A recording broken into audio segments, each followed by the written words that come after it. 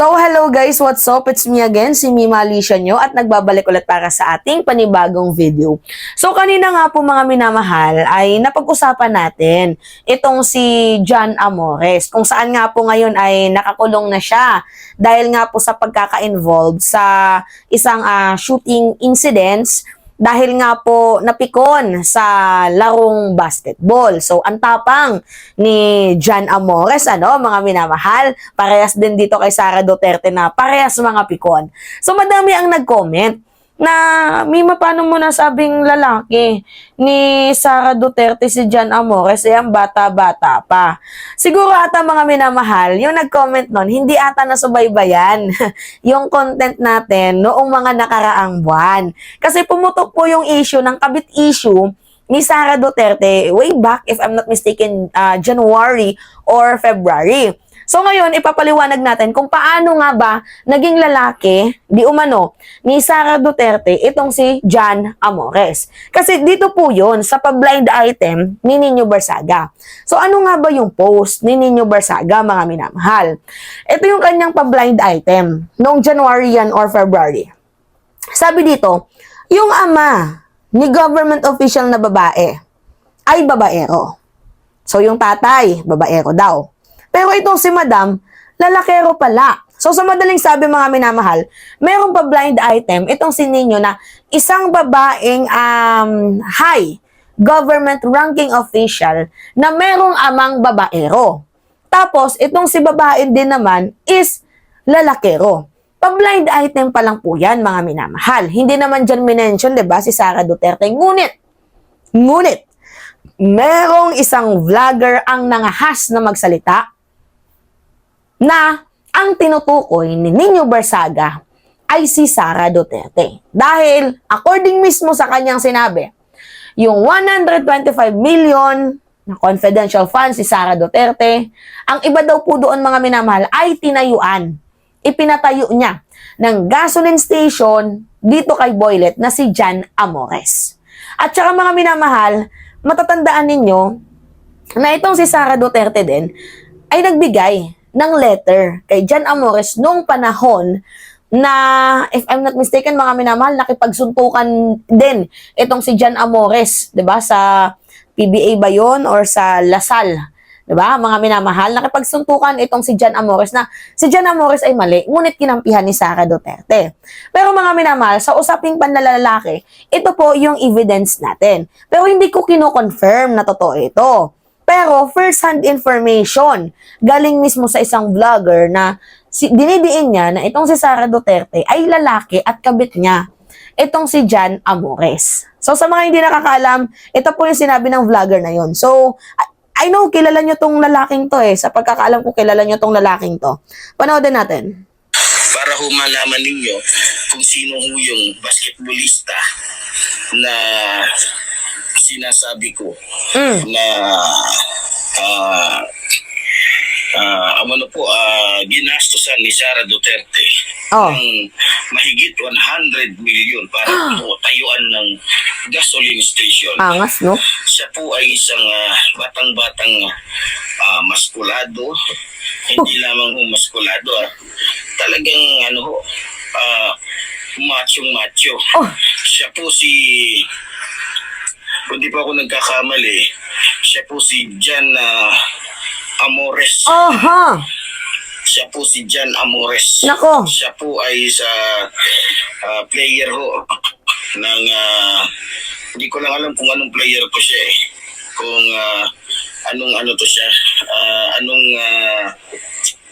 basta si Jan Amores to. Itong sa mga nakakakilala sa kanya, ito po yung basketballista sinasabi ko na ginastosan ng mahigit 100 million ni Sara para po tayuan ng gasoline station. Nako. Swerte, napakamahal siguro ng itlog dito. Napakamahal siguro ng serbisyo nito. O mahal na mahal lang talaga siya ni Sara.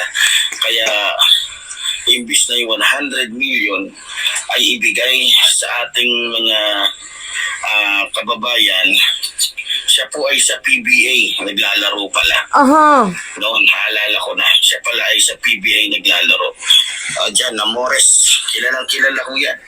So, mga kababayan, yung 100 million na hindi masagot ni Sara Duterte na dahil lang sa kanyang kalandian, dahil sa kanyang kawalang respeto sa kanyang sarili o sa kanyang asawa, ayun, napunta lamang po sa isang tao na nagbibigay ng kaligayahan kay Sara. Sayang ho, yung 125 million na sana'y napapakinabangan ho nating lahat. Tama. Na ang nakikinabang ho ngayon ay isang lalaki. Isang lalaki na pinapakinabangan ho ni Sara na kung saan nagpapaligaya sa kanyang kakapihan. Nagpapaligaya sa kanyang pagiging lalakero. Nako. Mga kababayan. Nakakalungkot kasi biro ninyo mga kababayan ko, imbis na yung perang yan ay ibigay sa mga estudyanteng walang kakayahan Tama. na makapagbaon ng maayos, diba? Ibis na ibigay sa mga magulang ng mga estudyanteng walang pambili, walang maayos na bag, walang maayos na uniform, abay, sa PBA ho niya, player, ibinigay. Naku Ganyan po. po kabastos, ganyan kasiraulo, ganyan kagago si Sara Duterte. Ganyan ho kawalang ya si Sara. Okay, yan mga minamahal. Hindi sa akin galing yung balitang yan, ha?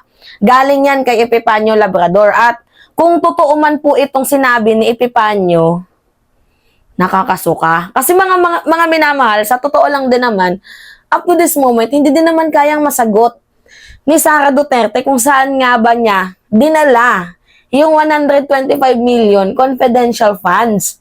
Kaya nga nasabi ko na baka may a little bit na katotohanan to na nawala. Pwede din posibleng totoo, posibleng hindi, posibleng paninira lang to, posibleng hindi. Pero ako naman, mga minamahal, mas naniniwala ako if meron talagang physical evidence. Pero hanggat walang physical evidence, parang mahirap tong paniwalaan sa totoo lang. Pero sa kanya mismo nang galing kasi mga minamahal, kung nagsisinungaling din tong taong to, yari din siya. Kasi pwede siyang makasuhan 'Di ba? Siguro meron naman ata tong lalaking tong physical evidence. 'Di ba? Siguro meron ata. Pero yung punto natin dito mga minamahal is tayo is kailangan natin ng mas malalim na ebidensya at hindi tayo dapat naniniwala sa mga haka-haka. Pero baka sakali itong lalaking to merong hawak na ebidensya kasi hindi naman to magsasalita ng ganyan kung wala. 'Di ba? Anyway, mga minamahal, yun po yung kwento. Kasi noong February or January, pumutok yung kabit issue ni Sara Duterte. So, hindi ata nasubaybayan ng ating mga viewers. Pero mostly sa ating mga viewers, alam tong issue na to Yung binigyan ng gasoline station. Most of our viewers alam to, itong issue ni Sara Duterte. So anyway, mga minamahal, kung may katotohanan man to, nakakahiya at nakakasuklam. 'Di ba? Pero kung wala, pangit din naman na dudungisan ng vlogger na to ang kanyang credibility para lamang magpasikat. Ano to, Maharlika? 'Di ba? Anyway, mga minamahal, yun po. 'Di ba? Diri. So ngayon, from PBA player, down real quick, bilibid na. Kadiri talaga. Mga may initin yung ulo. Hay nako. Anyway, it's me again, mga minamahal, si Mima Alicia nyo. At nagbabalik ulit para sa ating panibagong video. Maraming salamat, mga minamahal.